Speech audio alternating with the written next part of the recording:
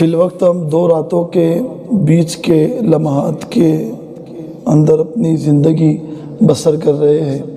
ایک رات گزر چکی جس کو شب معراج کہتے ہیں، اور جو دوسری رات آئیں گی جو آنے والی ہے اس کو شب برات کہتے ہیں۔ فی الوقت پھر سے ہمارے ضلع میں، صوبے میں کرونا وائرس کی وبا پھر سے زور پکڑی ہوئی ہے، اور ہر عام و خاص اس کی لپیٹ کے اندر ہے، اور اگر نہ بھی ہو تو کئی چہروں کے اوپر اس کے خوف کے آثار نمودار ہوتے ہوئے نظر آ رہے ہیں۔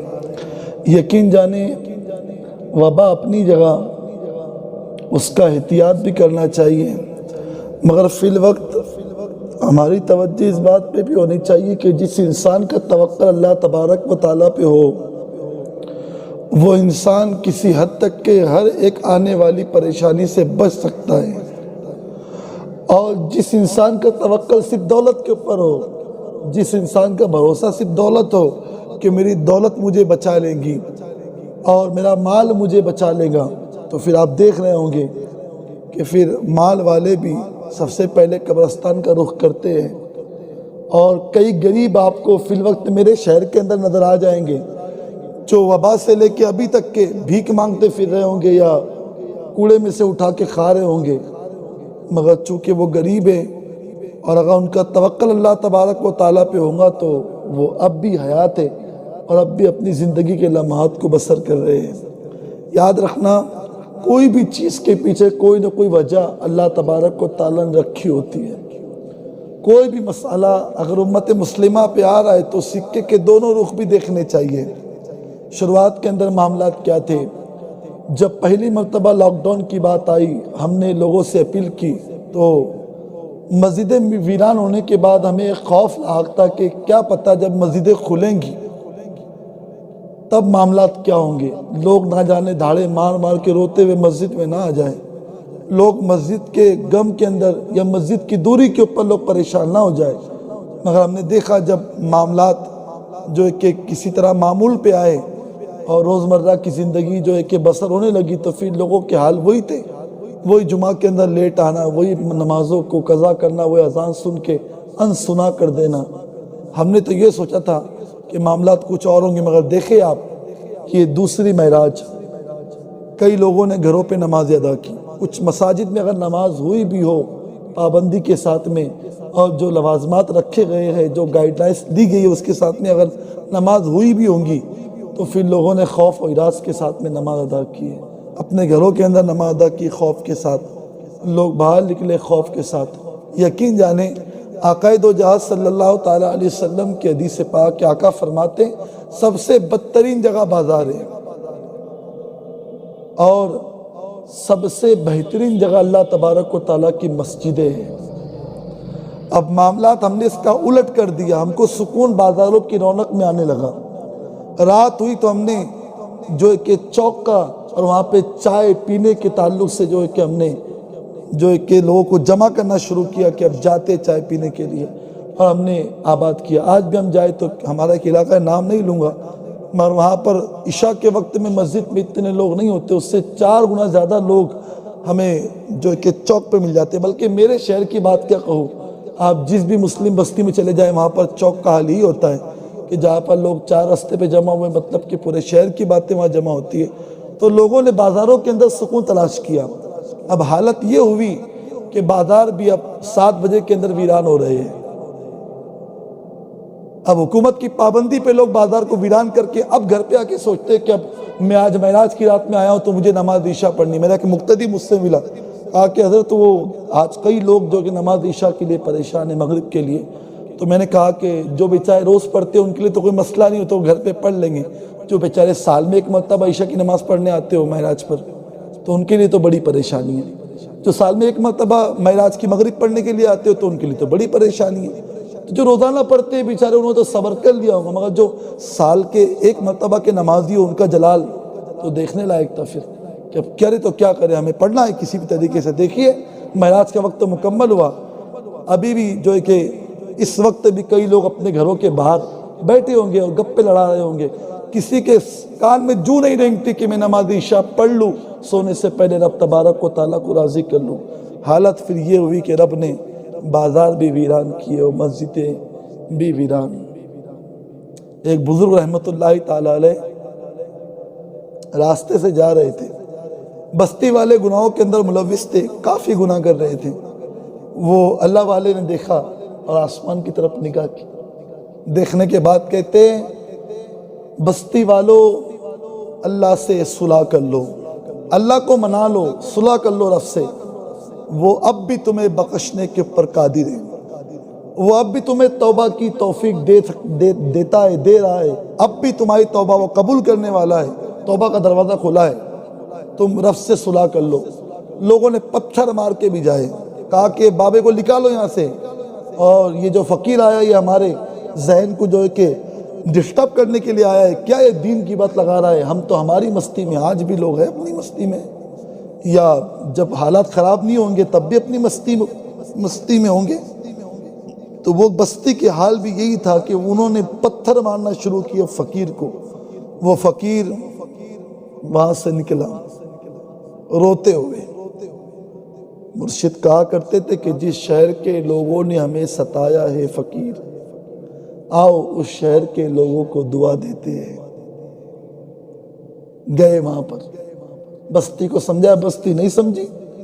بستی میں ایک سمجھدار شخص تھا, وہ حضرت کے پیچھے پیچھے جانے لگا کہ فقیر جاتا کہاں پہ ہیں, ذرا دیکھے تو ہم. گیا, حضرت قبرستان میں گئے, کچھ قبروں کے پاس کھڑے ہو کے رونے لگے اور کہا کہ مولا تو ان سے صلح کر لے. اس نے کہا بات کیا ہے بابا, آپ بستی میں جاتے تو کچھ اور کہتے, قبرستان میں کچھ اور کہتے, بستی میں کہتے تو کہتے کہ لوگوں اللہ سے صلح کر لو, اور جب قبرستان آتے تو کہتے ہو کہ اے رب ان سے صلح کر لے. کہا کہ معاملہ یہی تو سمجھانے کے لیے بستی میں گیا تھا, میں بستی والے سمجھنے کو تیار نہیں. میں طالب علم کی حیثیت سے ہوں, مگر ایک بات کہنا چاہتا ہوں, کبھی زیادہ تکبر بڑھ جائے نا, زیادہ دنیا کی ہوس بڑھ جائے, زیادہ پیسہ بڑھ جائے, یا زیادہ پیسے کی لالچ بڑھ جائے نا, تو ایک چکر دو جگہ کا لگا لیا کرو. پہلا چکر قبرستان کا اور دوسرا چکر اسپتالوں کا. ذرا جاؤ وہاں پر, دیکھو لوگ کس طریقے سے پریشانی کے عالم میں. ایک تو ظاہر آپ کی آنکھوں سے دکھ جائیں گے دواخانوں کے اندر مریض, اور دوسری طرف جو ہے کہ آپ کو دکھیں گے قبرستان کے لوگ جو نظر نہیں آتے, مگر وہ کیسی زندگی گزار رہے وہ خود جانتے ہیں. یہ راز تو میدان محشر میں کھلے گا کہ وہ کیسی زندگی گزار کے آئے ہیں, اور تم کیسی زندگی گزارنے والے ہو, یہ تمہیں طے کرنا ہے. وہ بابا کہتے کہ یہی تو سمجھانے بستی میں گیا تھا کہ جب بستی والے گناہ کر رہے تھے تو میں کہہ رہا تھا کہ 5 مرتبہ رب کی طرف سے اذان کی آواز آتی ہے, 5 مرتبہ رب تمہیں پکارتا ہے مؤذن کے ذریعے کہ تم آ جاؤ کامیابی کی طرف, اور تمہیں کیوں مانتے نہیں ہو, گناہوں کے اندر ملوث ہو. کوئی نشہ کر رہا ہے, کوئی زنا کر رہا ہے, کوئی افیئر کر رہا ہے, کوئی جو شادیوں کے اندر عیاشی کر رہا ہے, کوئی نمازوں کو قضا کر رہا ہے. اس وقت میں کہہ رہا تھا کہ بستی والو اللہ سے صلح کر لو, اللہ کو منا لو. اب بھی تم مناؤ گے تو وہ مان جائیں گا. وہ بڑا قادر و قیوم ہے, بڑا رحیم کریم ہے. مگر قبرستان کا حال یہ ہے کہ قبرستان کے قبر کے لوگ چیخ چیخ کے کہتے کہ مولا تو ہم سے راضی ہو جا, مگر اب یہ مانتے اور وہ ماننے تیار نہیں ہے. بستی میں وہ تو مان رہا تھا مگر بستی والے نہیں مان رہے تھے. اور آج قبرستان کا حال یہ کہ قبر والے مان رہے اور عرش والا نہیں مان رہا. آج لے ان کی پناہ, آج مدد مانگ ان سے, پھر نہ مانیں گے قیامت میں اگر مان گئے. پھر حالت یہ بھی آئی کہ پھر ہم نے مسجدوں کو لاک ڈاؤن کے اندر ویران دیکھا. کبھی ہم نے سوچا ہے کہ یہ ہمارے بدعمالیوں کا نتیجہ تو نہیں ہے. لوگوں کا مسئلہ یہ بن چکا ہے کہ لوگ فارغ ہو کے نماز پڑھنا چاہتے ہیں. جب ہم شام میں فری ہو جائے تو مغرب کے سجدے کے لیے آ جائے. 3 رکعت ہوتی ہے, 2 رکعت سنت, پھر اس کے بعد 2 رکعت نفل, جلدی سے باہر نکل جائیں گے. مگر منافقین جو ہوتے ہیں ان کے پاس فجر اور عشاء کی نماز بڑی بھاری ہوتی ہے, پھر وہ جلدی ادا نہیں کر پاتے. خدا را اللہ تبارک و تعالیٰ کی ناراضگی سے بچو, حضور کا دل دکھانے سے بچو. یہ دوسرا سال لگنے کو آ رہا ہے اور مسائل پوری امت مسلمہ پہ منڈرا رہے ہیں. کبھی قرآن مقدس کی آیتوں کو لے کے بات کی جا رہی ہے, کبھی کوئی عائشہ نامی بچی جو کہ سوسائڈ کر رہی ہے سابرمتی کے برج کے اوپر, کبھی بچیاں جہیز کے نام پہ جلائی جا رہی، کبھی ہمارے کیسز چالو ہیں، کہیں پہ لوگ جھگڑے کر رہے، کئی لوگ نشہ کر رہے، کئی لوگ زنا کر رہے، کئی لوگ خود کی بیوی کو ہوتے ہوئے افیئر کے معاملات کے اندر ملوث ہیں۔ کب تک کے عیاشی کرو گے؟ کب تک کے پریشان رہو گے گناہوں کے اندر؟ چھوڑو یہ زندگی کو۔ ہم غلامی کے دعوے کرتے کب؟ معراج کی رات میں بڑے غلام بن کے آتے ہیں۔ ہم غلامی کے دعوے شب برات پہ کرتے ہیں۔ ہم غلامی کے دعوے کوئی جو ہے کہ تبلیغ کے نام پہ کوئی کر لے، کوئی بات چلے لگا لے تو پھر بات اس کی بہت عرفہ والا ہوتی ہے کہ بھئی ہم تو بڑے اللہ والے بن گئے۔ خدارا کہ بناوٹی دین سے بچو۔ دیکھو آقا دو عالم صلی اللہ تعالیٰ علیہ وسلم کے صحابہ کا طریقہ کیا تھا۔ اگر وہ طریقہ میری قوم کے اندر آ جائے تو پھر کسی حد تک کے نہیں، بہت حد تک کے معاشرے سے گناہوں کا صفایا ہو جائے گا۔ لوگ مطمئن ہو جائیں گے اگر وہ نبی کی سیرت کو پڑھ لے اور صحابہ کی زندگی کو پڑھ لے۔ ورنہ کیا کم عیاشی ہو رہی ہے ہمارے محلوں کے اندر؟ کیا کم عیاشی ہو رہی ہے ہمارے شہر کے اندر؟ کیا یہ دن بھی دیکھنے باقی تھے ہمیں؟ روزانہ کہ اگر 100 لوگ ملتے نہ پیار تو اس میں 80 لوگ پریشان ہوتے ہیں۔ اس میں زیادہ تر معاملات تو یہ آتے ناجائز تعلقات کے۔ کوئی اور تاکہ کہتی کہ میرے بچے نشہ کر رہے ہیں، کوئی شخص آئے کہتا ہے کہ میرا دل نماز کے اندر نہیں لگتا۔ واللہ ہم نے ایسے بھی شخص کی داستان سنی ہے جس نے یہ جملہ کہتے ہوئے نماز کو چھوڑ دیا کہ میری دعا قبول نہیں ہوتی، اب میں نماز نہیں پڑھوں گا۔ ایسے لوگ بھی ہم نے دیکھے۔ کئی لوگ ناجائز رشتے کو جائز بنانے کے لیے مسجدوں میں بیٹھ کے وظائف کرتے ہیں، اور جب وہ ناجائز محبت کو پا لیتے تو پھر وہ مسجد کا راستہ ہی بھول جاتے ہیں۔ ہم نے رب کے لیے کیا کیا ہے؟ جو کیا دنیا کے لیے کیا۔ خدارا اللہ تبارک و تعالیٰ کی ناراضگی اور حضور کی ناراضگی سے بچو۔ صحابہ نے زندگی کیسی گزاری؟ حضرت سلمان فارسی رضی اللہ تعالیٰ عنہ، بہت سارے ملک کے سفیر اور گورنر آئے ہوئے تھے، بیٹھے ہوئے تھے، وہ خود بھی گورنر تھے، بیٹھے ہوئے تھے۔ نوالا اٹھاتے وقت زمین کے اوپر نوالا گرا، دسترخوان پہ گرا۔ طریقہ یہ کہ گرے ہوئے نوالے کو اٹھا کے کھا لو، گرے ہوئے نوالے کو اٹھا کے کھا لو، یہ ضروری ہے۔ اور یہ حضور صلی اللہ تعالی علیہ وسلم کی سنت بھی ہے۔ جیسے گرے ہوئے نوالے کو اٹھا کے کھایا نا تو پاس میں ایک وزیر کھڑا ہوا تھا، کہا کہ حضرت آپ جو نوالا اٹھائے کھا رہے، یہ آنے والے مہمان کیا سوچیں گے؟ آپ کو کھانے کے لیے نہیں ملتا، تو یہ عمل کو آپ ترک کر دیں، ہم اٹھا لیں گے بعد میں۔ تو یہ بات تو کان میں کہی تھی نا، بس سلمان فارسی جلال میں آ گئے۔ کہا کہ تم کیا سمجھتے ہو کہ کچھ لوگوں کے اچھے کپڑے، اچھے لباس اور اچھے کھانے، ان کی دولت دیکھ کے میں نبی کے طریقے کو چھوڑ دوں؟ میں کبھی نہیں چھوڑ سکتا۔ ہم سوچیں مسجد کے اندر نیک بننے والے، اجتماعات کے اندر نیک بننے والے، محفلوں کے اندر نیک بننے والے، کیا کسی شادی میں جا کے نیک دکھتے ہیں؟ کیا خود کی شادی کے اندر وہ پردے کا اہتمام کرتے ہیں؟ کیا وہ کسی کی شادی میں جانے کے بعد میں کیا ان کے وہی معاملات ہوتے ہیں کہ جو کسی نیکی کی محفل کے اندر ہوا کرتے ہیں؟ واللہ یہ دو چہرے بنا کے مت پھرو۔ ایک چہرہ بدلنے کے لیے اتنے چہروں کا نقاب نہ لگاؤ۔ دین کے اندر پورے داخل ہو جاؤ۔ سلمان فارسی نے کسی کی پرواہ نہیں کی، کہا ان کے لیے میں نبی کے طریقے کو چھوڑ دوں۔ پتہ چلا جو مسجد کے اندر ہو، جو مصلی کے اوپر ہو، وہی محفلوں کے اندر بھی نظر آؤ، وہی شادیوں کے اندر بھی نظر آؤ۔ بڑا اچھا لگتا ہے مجھے جب پورے ولیمے کی عورتیں بغیر پردے کے کھانا کھا رہی ہو اور ایک بچی نقاب کے اندر نوالے ڈال کے کھا رہی ہو۔ واللہ میری دل کی دعا ہے اس کے لیے جو بچی پردے کا اس حد تک کا احترام کرتی ہے اور اہتمام کرتی ہے۔ یار نیکوں کے اندر تو کوئی بھی پردے کا اہتمام کر لینا، جو محفلوں کے اندر کرے اصل تانے تو اسی کو ملتے ہیں، اصل تانے تو اسی کو ملتے ہیں جو محفلوں کے اندر اسلام کی دعوت پیش کرے۔ ورنہ آقا دو جہاں صلی اللہ تعالی علیہ وسلم مسجد نبوی کے اندر بیٹھ کے اسلام پیش کرتے، کون نہ مانتا؟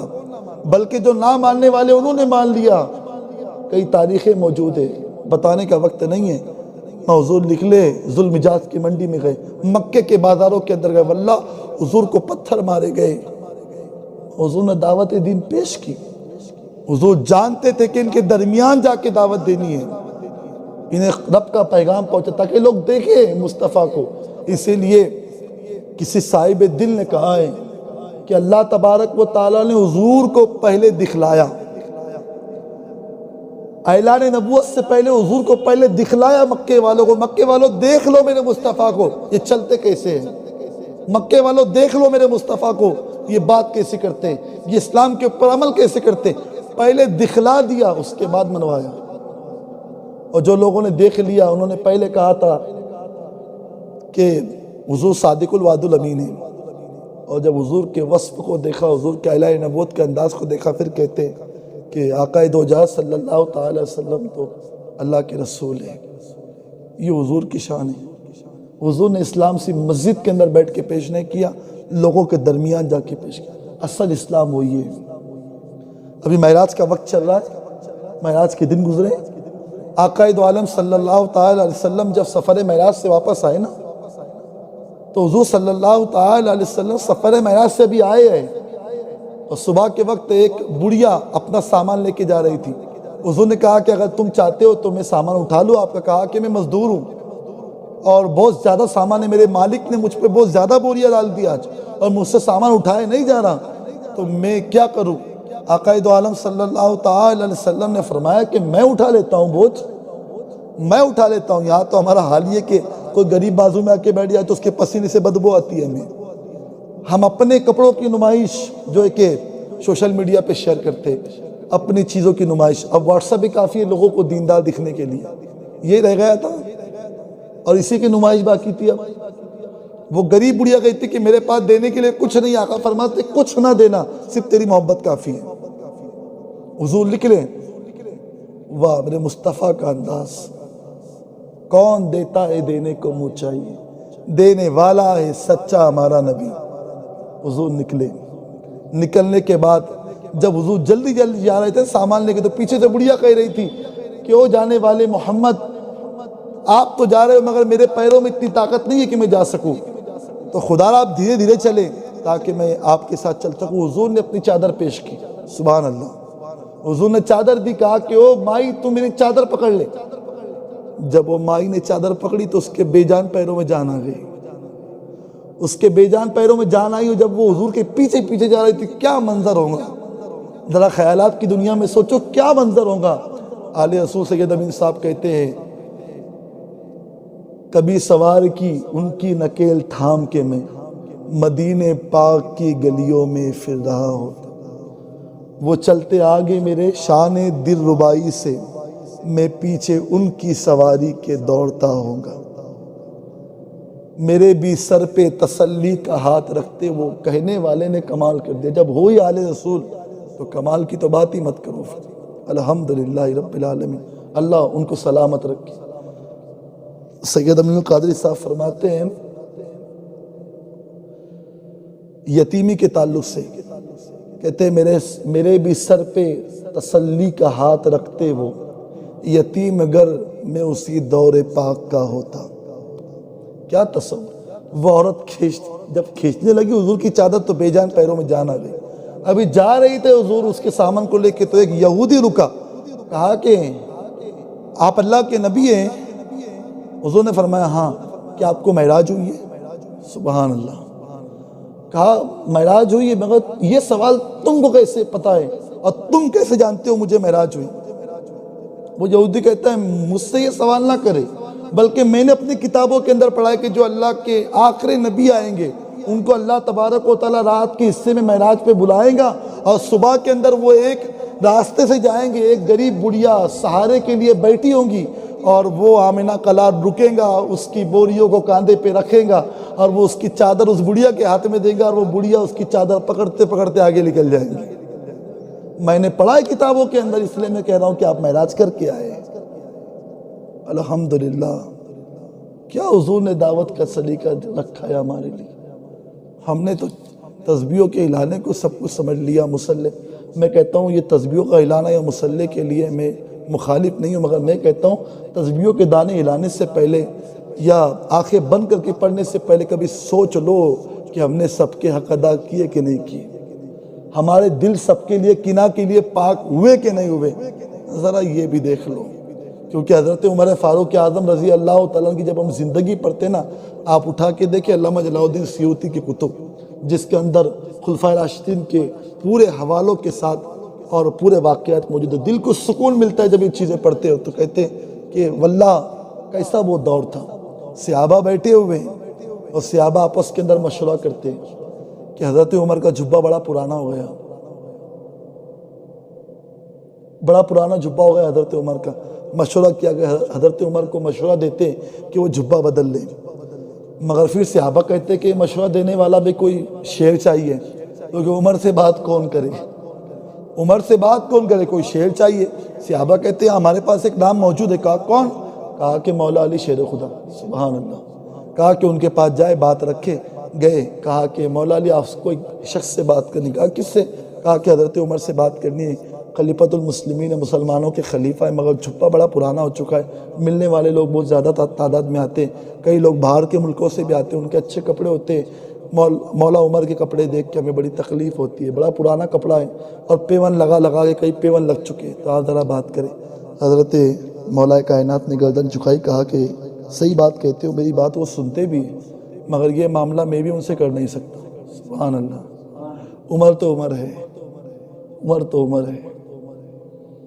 مولا علی کی جب یہ بات سنی تو مولا علی پھر، مگر دیکھو نا، آؤ در زہرا پر پھیلائے ہوئے دامن، یہ نسل کریموں کی لچپال گھرانہ ہے، جن کے گھر میں بے اجازت جبرائیل آتے نہیں، وہ مولا علی کہتے ہیں ہاں آئے تو وہ خالیات نہیں جاؤں گے۔ یہی کہتے ہو نا کہ عمر سے بات کرو، میں نہیں کر سکتا، میں پتہ بتا سکتا ہوں، میں پتہ بتا سکتا ہوں کہاں پہ بات ہوں گی۔ کہا کہ ٹھیک ہے پتہ بتا دے۔ کہا کہ جاؤ حضرت عائشہ صدیقہ رضی اللہ تعالیٰ عنہ کے مکان پر، اماں سے کہنا کہ حضرت عمر سے بات کریں۔ صحابہ گئے، کہا کہ اماں آپ کو حضرت عمر سے یہ بات کرنی ہے جبہ تبدیل کرنے کے لیے، اور گزارش ہے عمر سے جو کہیں گے جواب کیا ملے گا ہمیں بھی آ کے کہہ دینا، چونکہ ہم تو ان سے پوچھ نہیں سکتے، ہم آپ کی بارگاہ میں آئیں گے۔ حضرت عائشہ صدیقہ نے پیغام پہنچایا، کہا کہ جاؤ حضرت عمر کو بلا لاؤ۔ لوگ گئے حضرت عمر کو بلانے کے لیے، اسے کتاب میں لکھا ہوا ہے۔ جب گئے تو حضرت عمر بھاگے بھاگے آئے، آ کے بیٹھے پردے کی حالت میں۔ کہا کہ اماں دیر تو نہیں ہو گئی، حکم کی تکمیل کے لیے دیر تو نہیں ہو گئی؟ کہا کہ کچھ بات نہیں ہے، بس ایک بات کرنی ہے۔ کہا کیا بات ہے؟ کہا کہ آپ کا جبہ بڑا پرانا ہو چکا ہے، لوگ دور دراز سے ملنے کے لیے آتے ہیں، اور جو صحابہ ہے ان کو جو ہے کہ وظیفہ بھی ملتا ہے، تو آپ تو امیر المومنین ہیں، آپ وظیفہ لے سکتے ہیں، تو آپ نیا جبہ خرید لے۔ دیکھیے ہر جگہ سوال و جواب نہیں ہوتے، کچھ بارگاہیں ایسی بھی ہوتی جہاں پہ خاموشی سب کچھ ہوتی ہے۔ حضرت عمر کے آنکھ میں آنسو آئے، گردن نیچی، کہا کہ اماں آپ کی بات سراخوں پر جبہ لے لوں گا، مگر اجازت ہو تو کوئی ایک بات کروں آپ سے۔ حضرت عائشہ صدیقہ کہتی ہے کہ ہاں کریے، بات کیا ہے؟ کہا کہ جو جبہ ہے نا، یہی جبہ میں حضور کے زمانے کے اندر بھی پہنتا تھا، اور یہ جبے سے بڑی یادیں جڑی ہیں عمر کی۔ جب بھی جبہ دیکھتا ہوں تو مجھے آمنہ کے لال کی یاد آتی ہے، اور میں یہی سادگی پسند اور یہی سادگی میں پسند کرتا ہوں۔ سوچے نا، ہم آج تو ہم پھٹا پرانا دوسری محفل میں نہ پہنے، آج تو ایک کپڑے ہمارے پرانے نہیں ہوتے، ہم تو 3 کی لائن لگا دیتے، پھر کہتے کہ ہم بڑے صوفی ہیں، ہم تو بڑے اللہ والے ہیں۔ نا نا نا، ذرا اس کو نکالو دل سے، ذرا دنیا کو نکالو، ذرا ایک دن بھوکے رہو۔ مجھے صابر پاک کا قول یاد آتا ہے، وقت نہیں ہے پیارے، اکثر صابر پاک کے گھر میں فاقہ ہوا کرتا تھا، وہ صابر جس کے دنیا خیرات کی مثالیں دیتی ہے۔ جب بھی فاقہ ہوتا تھا حضرت صابر پاک ان کی امی کے پاس جا کے کہتے کہ امی آج ہمارے گھر میں کچھ نہیں بنا، تو امی کہتی بیٹے آج ہم بھوکے نا، تو آج جو بھوکے ہوتے وہ اللہ کے مہمان ہوتے۔ ایک مرتبہ بہت سارا کھانا گیا تو حضرت صابر پاک کی آنکھ میں آنسو آئے، کہتے امی بہت دنوں سے اچھا کھا رہے، ہم اللہ کے مہمان نہیں بنے، ایک کام کرو کچھ دن بھوکے رہ لیں گے تاکہ اللہ کے مہمان بن جائے۔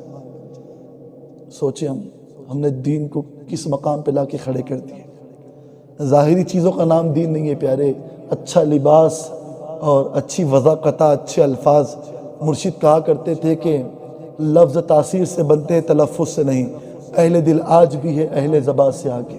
کوئی انسان اگر دل رکھے نا تو پھر وہ پھٹے پرانے لباس کے اندر بھی بہت پیاری بات کر جاتا ہے، اور کبھی کبھی دولت مند اور بڑے بڑے عالیشان بنگلے میں بیٹھنے والے بھی وہ بات نہیں کر پاتے۔ حضرت عمر کہتے جبے سے بڑی یادیں جڑی ہوئی ہیں میری اماں، اور یہ جبہ مجھے بدلنا بھی نہیں ہے، چونکہ یہی سادگی میرے نبی کو پسند تھی، اور یہ جب جبہ پہنتا ہوں تو مجھے حضور کے زمانے کی یاد آتی ہے، بدر میں ہو، حنین میں ہو، خیبر و خندق کے اندر ہو، مکے میں ہو، مدینے میں حضور کے ساتھ اسی جبے کے اوپر رہا ہوں، زیادہ تر میں نے یہی جبہ پہنا ہے، تو اگر اس جبے کو الگ نہ کیا جائے تو بہتر ہوگا۔ حضرت عمر نے درخواست کر دی، کہا کہ اماں قبول کرے، اماں نے اجازت دی، وہ چلے گئے۔ مگر جب دوسرے لوگ آئے نا تو انہوں نے دیکھا کہ امی جان عائشہ صدیقہ تو حضرت عمر کے جواب کو سن کے خاموش ہو گئی، وہ اس کے بعد ہچکیاں باندھ کے رونے لگی، خوب رونے لگی۔ کہا کہ یہ میں نے تو بات کر دی، صحابہ سے کہتے کہ میں نے تو بات کر دی، مگر یہ بھی سن لو عمر عمر ہے، یہ بھی سن لو کہ عمر عمر، یہ اس لیے نہیں کہہ رہے کہ اس کا جلال ہے، اس لیے کہہ رہا ہوں کہ عمر کی بڑی محنتیں اور بڑی محبتیں میرے نبی سے۔ سوچے ہم نے کیا کیا اسلام کے لیے؟ ہمارے پاس تو بناوٹی دین کے علاوہ تو کچھ بچا ہی نہیں ہے، ہمارے پاس بناوٹی دین کے علاوہ کچھ ہی نہیں بچا ہے۔ مگر میں اکثر کہتا ہوں کہ دلوں کا سکون چاہتے ہو نا تو مخلوق کی خدمت کیا کرو، مخلوق کی خدمت کے اندر اللہ تبارک و تعالیٰ نے دلوں کا سکون رکھا ہے۔ ڈھونڈو اس لاک ڈاؤن کے اندر کئی لوگوں کے کاروبار بند ہو چکے ہوں گے، پھر سے وہی معاملہ آ چکا ہے، کئی لوگ ہفتے کی پگار کے لیے ترس رہے ہوں گے، جا کے دیکھو ان کو۔ مسند پہ بیٹھ کے بات کرنا بڑا آسان ہے۔ میں ایک مرتبہ کسی مسجد کے اندر بیان کے لیے گیا تھا، اجازت ہے؟ میں گیا تھا کسی مسجد میں بیان کے لیے، تو وہاں پر کسی صاحب نے مجھے اچھے بیان کے نام پہ 100 روپے دیے۔ مسجد کے کسی صدر نے اعلان کیا کہ حضرت کا بیان پسند آیا تو 100 روپے۔ میں نے 100 روپے لیے اور پوچھا کہ دینے والا کون ہے؟ وہ کھڑا ہوا، کہا کہ حضرت میں نے کہا بھائی یہ مسجد میں آپ نماز کے لیے کتنے وقت آتے ہو؟ کہا کہ حضرت صرف جمعہ کے دن آتا ہوں، اس کے علاوہ نہیں آتا۔ میں کہا بقیہ نمازیں؟ کہا کہ وقت نہیں ملتا۔ میں کہا یہ 100 روپے آپ مجھے کس لیے دے رہے ہو؟ کیا مجھے آپ خریدنا چاہتے ہو؟ اتنا سستا تو نہیں ہوں میں۔ اور دوسری بات، یہ 100 روپے میرے مسافر بڑے چھوٹے لگتے، مجھے 100 روپے کمانے کے لیے جب میرا باپ نکلتا تھا تو وہ مزدوری کر کے آتا تھا، تب جا کے 100 روپے کے اندر ہمارے 2 دن کا خرچہ نکلتا تھا۔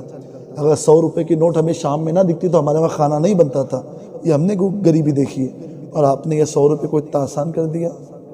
سوچو ذرا مخلوق کے آگے ہاتھ کم پھیلاؤ تو پھر خالق سے مانگنے کا مزہ ہی کچھ اور ہوگا۔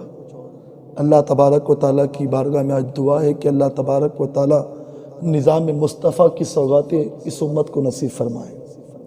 صرف نظام مصطفیٰ ہے جو ہمیں سرخروئی عطا کر سکتا ہے۔ دعا یہی ہے کہ اللہ تبارک و تعالیٰ نظام مصطفیٰ کی سوغاتیں ہم سب کو نصیب کریں، اور اللہ تبارک و تعالیٰ حضور صلی اللہ تعالی علیہ وسلم کے نالین پاک کے صدقے جو یہ وبا پھیلی ہوئی جس سے ہر خاص و عام پریشان ہے، اللہ تبارک و تعالیٰ مسلمانوں کے لیے خیر کے فیصلے نصیب فرمائے۔ بالخصوص امت کی بچیوں کو اللہ صحیح سمجھ نصیب فرمائے، صبر تحمل نصیب فرمائے، اور امت کے نوجوانوں کو اللہ تبارک و تعالیٰ دین کا غازی بنائے۔ وآخر دعواہم الحمدللہ۔